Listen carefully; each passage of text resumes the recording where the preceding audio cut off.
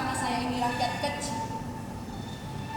Saya tidak kelihatan sebagai pejuang, apalagi pelawan. Nama saya tak pernah masuk koran.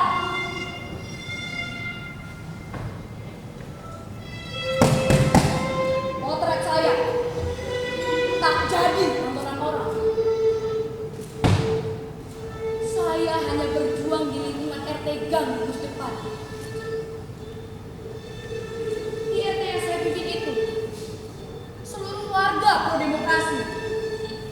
Dengan beringas mereka akan berkuat kalau ada yang anti pada demokrasi.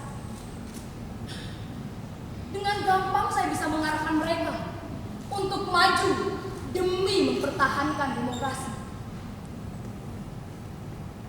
Semua kompak kalau sudah membela demokrasi.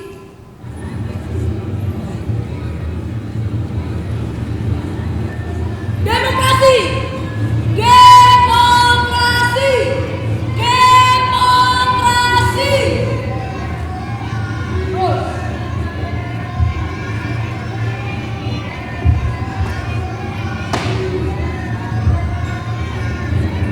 Benar kan? Hanya salahnya sedikit. Seorang pun yang benar-benar mengerti apa arti kata demokrasi. Pokoknya demokrasi itu bagus. Sesuatu yang layak diperjuangkan sampai titik darah penghabisan.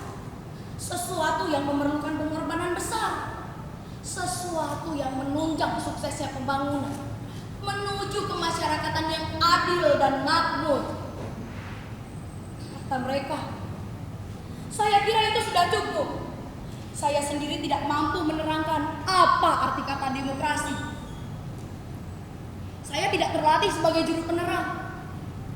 Saya khawatir kalau batasan-batasan saya tentang demokrasi akan disalahgunakan. Apalagi kalau sampai terjadi perbedaan tafsir yang akan menjadikannya kemudian bertolak belakang. Atau mungkin karena saya sendiri tidak benar-benar mengerti apa arti kata demokrasi.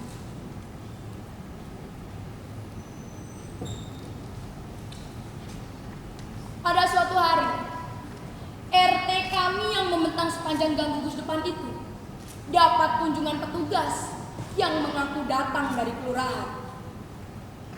Pasalnya akan diadakan pelebaran jalan, sehingga setiap rumah akan dicabik 2 meter. Petugas itu mengimbau agar kami, seperti juga warga lain, merelakan kehilangan itu demi kepentingan bersama.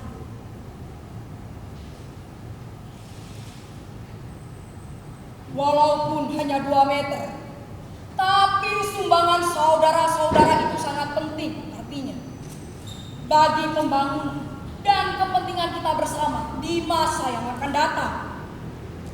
Atas nama kemanusiaan, saya harap saudara-saudara mengerti. Warga kami tercengang, hanya 2 meter. Kok enak saja mengambil 2 meter? Demi kepentingan siapa? Bagaimana kalau rumah kami hanya 6 meter kali 4? Kalau diambil 2 meter kali 6, rumah hanya cukup untuk gang. Kontan kami tolak. Bagaimana bisa hidup di dalam gang dengan rata-rata 5 orang anak? Tidak bisa. Itu tidak mungkin. Tapi ini sudah merupakan keputusan bersama, kata petugas tersebut. Kami makin tercengang saja. Bagaimana bisa membuat keputusan bersama tentang kami tanpa rembukan dengan kami? Seperti Raja Nero saja. Soalnya masyarakat di sebelah sana, mereka semua adalah karyawan yang aktif pabrik tekstil. Semua memerlukan jalan tembus yang bisa dilalui oleh kendaraan. Dengan difungsikannya gang Gus Depan ini, bisa menjadi jalan tembus kendaraan bermotor dan mobilitas warga yang hendak masuk pekerjaan atau pulang akan lebih cepat. Itu berarti efisiensi dan efektivitas kerja. Mikrolet dan baja akan bisa masuk. Itu sudah merupakan sumbangan pada pembangunan. Dan pembangunan itu akan dinikmati juga oleh kampung di sebelahnya.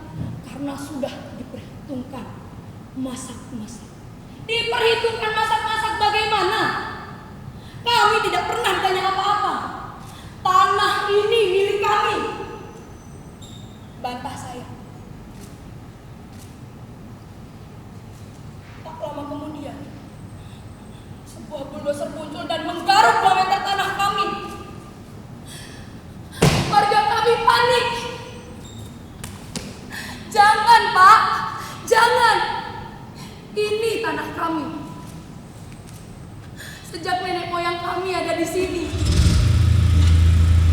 Dulu kakek-kakek kami tanahnya lebar.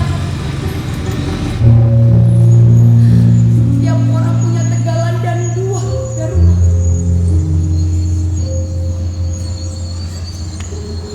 Tapi itu semua sudah dibagikan anak cucu. Ada yang sudah dijual. Tapi ini tanah warisan. Bulldozer itu tidak peduli. Dia terus yang menggaruk. Jangan, Pak. Jangan. Kalau Bapak ambil 2 meter tanah kami tinggal kandang ayam.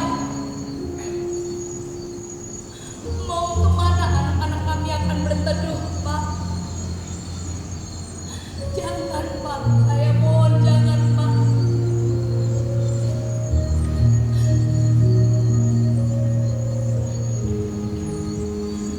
Bulldozer itu tidak peduli. Dia terus juga menggaruk dengan luas. Sopirnya pun tidak peduli. Dia hanya menjalankan tugas. Akhirnya kami terpaksa melawan. Saya tidak bisa mencegah warga rame-rame keluar dari rumah. Mereka berdiri di depan bulldozer itu. Ini tanah kami. Akan kami perjuangkan mati-matian. Dibeli ratusan juta juga. Kami tidak akan mau. Sebab kami tidak mau pindah dari tempat nenek moyang kami. Anak-anak dan perempuan-perempuan ditaruh di depan. Setelah itu orang-orang tua. Baru saya. Laki-laki dan bapak-bapak. Baru bulldozer itu berhenti.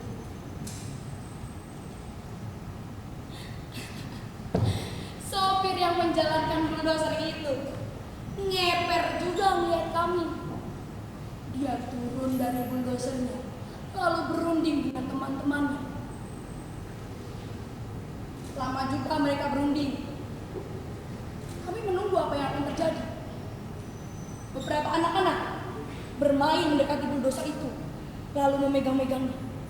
Kendaraan itu kuat, baru, dan bagus.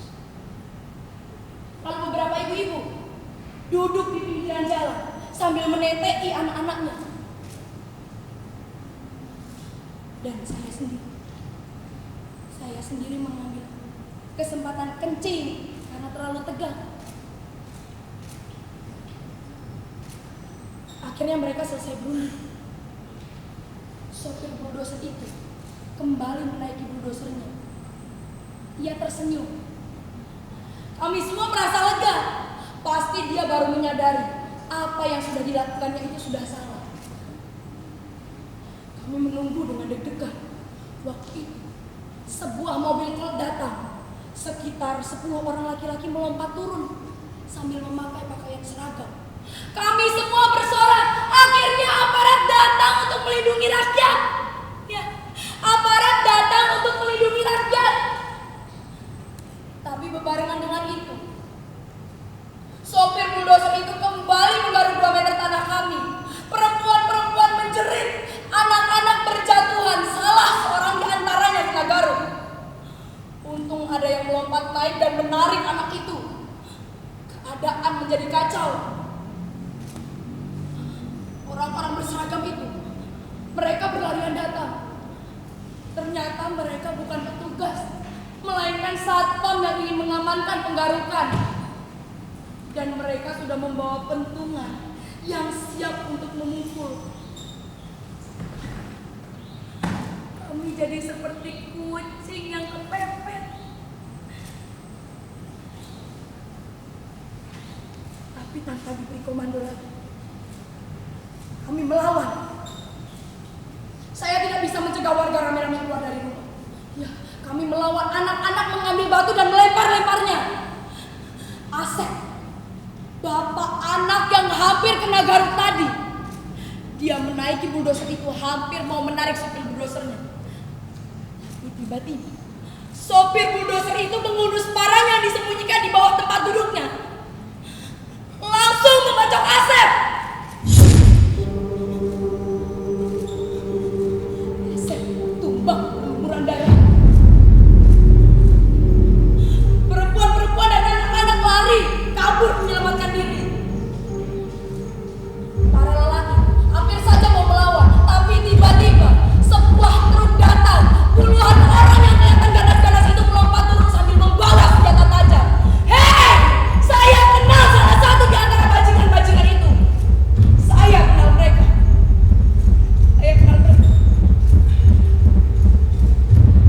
Akhirnya kami terpaksa mundur. Saya melarikan Asep ke rumah sakit. Untung saja tidak lewat. Barangkali pembacoknya hanya memberi peringatan, bukan berniat untuk membunuh. Saya bingung di situ, saya harus apa? Saya bingung. Saya bingung, saya harus apa? Saya bingung. Saya bingung, saya harus apa? Saya bingung. Nah. Ya. Setelah memutar-mutar, saya memberanikan diri untuk mengunjungi direktur pabrik tekstil itu. Tunggu sebentar.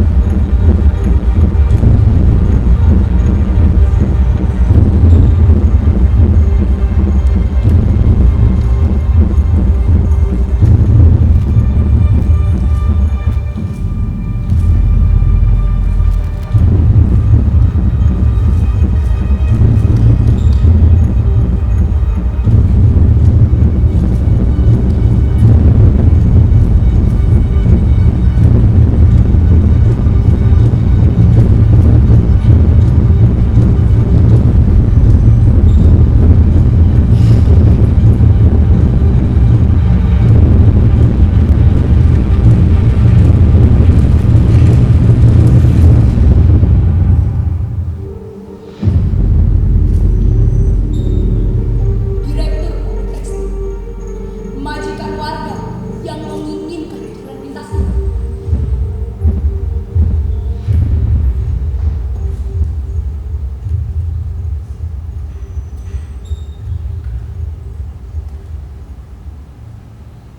Mungkin kalau sudah seperti ini, saya akan diterima.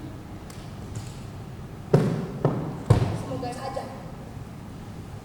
Soalnya susah sekali. Orangnya selalu tidak ada di tempat. Baru setelah mengaku kalau saya ini bukan petugas kelurahan, saya diterima. Direktur itu kaget ketika mengetahui kalau saya ini bukan petugas kelurahan, melainkan korban penggusuran. Tetapi ia cepat tersenyum ramah, lalu mengguncang tangan saya. Begitu saya semprot kalau kami tidak sudah dipangkas. Kepalanya geleng-geleng seperti tidak percaya. Lalu dia memanggil sekretarisnya. Setelah berunding bisik-bisik, dia kembali memandangi saya seperti orang stres.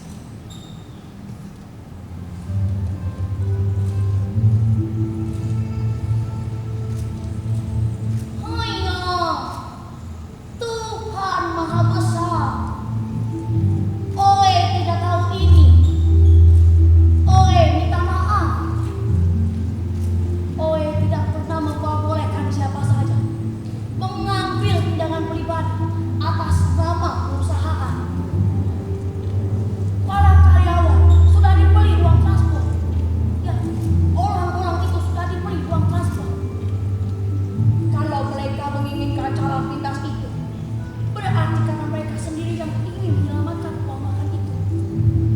Itu di luar tanggung jawab perusahaan. Dan pembangunan jalan itu bukan inisiatif dan bukan tanggung jawab OE. OE minta maaf. OE mohon menyampaikan rasa maaf OE kepada seluruh warga.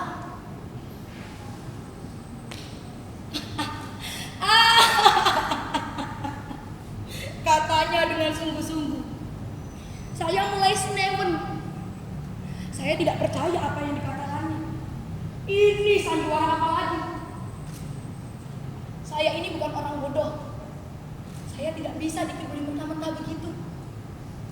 Dia itu hanya berpura-pura. Mulutnya yang manis, tingkah lakunya yang sopan itu tidak bisa mengelabui saya. Saya bisa mengendus apa yang disembunyikan di balik topengnya itu. Orang kaya raya itu begitu. Berpendidikan tinggi, luas pandangannya, pasti tahu apa yang sebenarnya terjadi. Tidak mungkin dia tidak paham artinya 2 meter tanah bagi kami. Meskipun baginya 2000 hektar itu hanya seperti upil. Orang yang pastinya sudah bolak-balik keluar negeri, masa ia tidak tahu? Kami, sedikit saya ini tahu, bukannya para karyawannya itu yang serakah menyelamatkan uang makan, tapi karena dia sendiri yang ingin mencaplok pemukiman kami. Nanti lihat saja, kalau jalan sudah jadi, uang makannya akan di stop dan para karyawannya akan disuruh jalan kaki buat datang. Taek, rai gede, sudah konglomerat begitu, menyelamatkan uang receh saja harus menyembelih rakyat. Aku tahu. Tak kasih tahu seluruh warga, nanti tak adukan kepada jaksa aku. Beliau itu dulu, waktu masih miskin, sering mampir di warung saya. Biar orang semacam ini ditindas. Asu-asu. Betul. Memang betul. Orang seperti saya ini memang kelihatannya lemah dan gampang ditipu. Anak kami sadar pada diri kami, sehingga kami selalu menahan diri. Tapi kalau terus seperti itu dan sudah kebangetan seperti itu, yo saya meledak juga.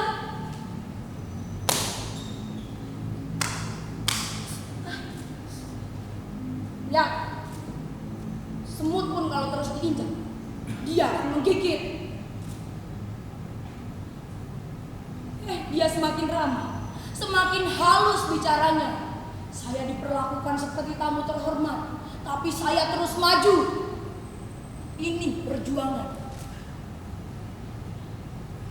Dia menyuguhkan makanan dan minuman, saya tolak. Saya datang bukan untuk bertamu atau ramah tamah. Saya datang membawa suara rakyat menurut keadilan. Keadilan bagi kami saja. Saya mau tanah kami yang hanya 2 meter itu jangan diganggu. Itu hak kami. Titik. Di meja makan dihidangkan kue-kue lezat. Saya tidak sudi menjamu makanan itu sebelum tuntunan kami didengarkan. Ya, dia mencoba bertanya tentang keluarga saya. Anak saya kelas berapa? Allah, itu kuno. Bahkan dia menanyakan tentang keadaan Asep. Saya jadi semakin curiga. Mungkin dia yang menyuruh sopir bulldozer itu untuk membacok Asep. Karena Asep pernah memprotes tentang pembuangan limbah dari pabrik yang mengalir di selokan depan rumah kami. Dan saya bertekad, saya tidak akan keluar dari kantor ini sebelum ada keputusan membatalkan 2 meter tanah untuk pembangunan. Ya, pergi dari sini sebelum ada keputusan yang menguntungkan rakyat kecil. Akhirnya dia mengangguk, tanda dia mengerti. Lalu setelah itu dia membuka laci mejanya dan mengambil kertas. Saya bersorak dalam hati. Memang kunci dari segala-galanya itu ada pada kegigihan. Kalau kita getol berjuang, pasti akan berhasil. Tetapi kemudian darah saya tersirat karena direktur itu mengulurkan kepada saya sebuah amplop tebal dan besar. Di atasnya bertuliskan 50 juta rupiah. 50 juta. Alangkah banyaknya ya Tuhan. 50 juta. 50 kali hidup pun saya tidak bisa mengumpulkan uang sebanyak ini. 50 juta. Apa yang tidak bisa dibeli oleh uang 50 juta? Saya bisa membeli kendaraan untuk modal bekerja. Saya bisa mendekorasi rumah. Saya bisa membelikan orang-orang tua saya nasi dan beras. Saya bisa mengasih anak saya mainan.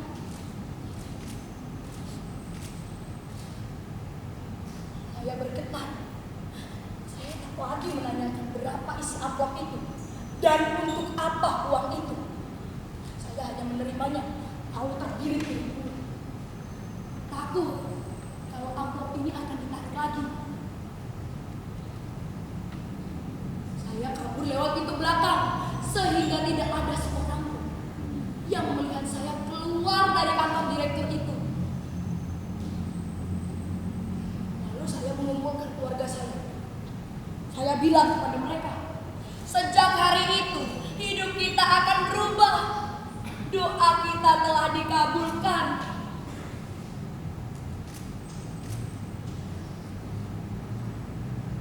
Keesokan harinya, ketika para warga RT Gang Gugus Depan yang saya pimpin kembali mendatangi saya untuk menanyakan hasil rembukan saya bersama Bapak Direktur dan apa yang akan dilakukan selanjutnya, saya memberi mereka ujangan. Seluruh warga yang saya cintai, memang berat kehilangan 2 meter tanah yang kita miliki. Berat sekali, bahkan sangat berat. Tapi itu lebih baik daripada kita kehilangan nyawa. Lagi pula, itu sudah merupakan keputusan bersama. Kita semua pembela demokrasi. Dan kita harus relakan apa saja demi tegaknya demokrasi. Di dalam demokrasi itu, suara terbanyak dialah yang akan menang. Jadi sebagai pembela demokrasi, kita tidak boleh dongkol karena kita kalah. Itu konsekuensinya mencintai demokrasi. Dan kita harus relakan 2 meter tanah kita untuk pembangunan jalan demi masa depan kita yang lebih baik lagi. Warga RT Gang Gugus Depan yang saya pimpin tidak ada yang menjawab. Seperti yang saya katakan, mereka semua itu pembela demokrasi.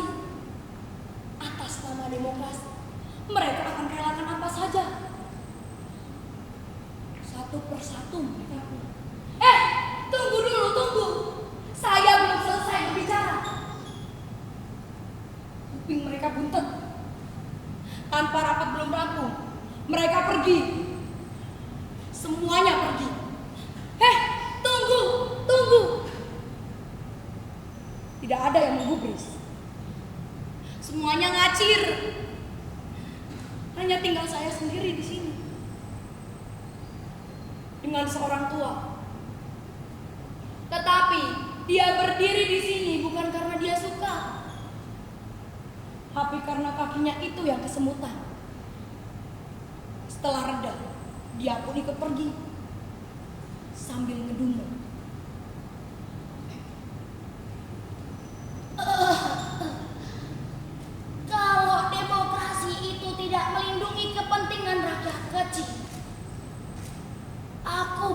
letih menyombong demokrasi. Sekarang aku menantang demokrasi.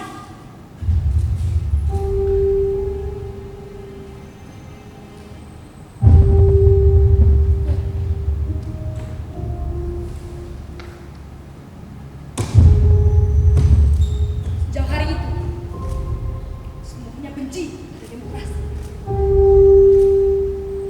Dan sejak hari itu pula, warga RT Gang Gugus Depan yang saya pilih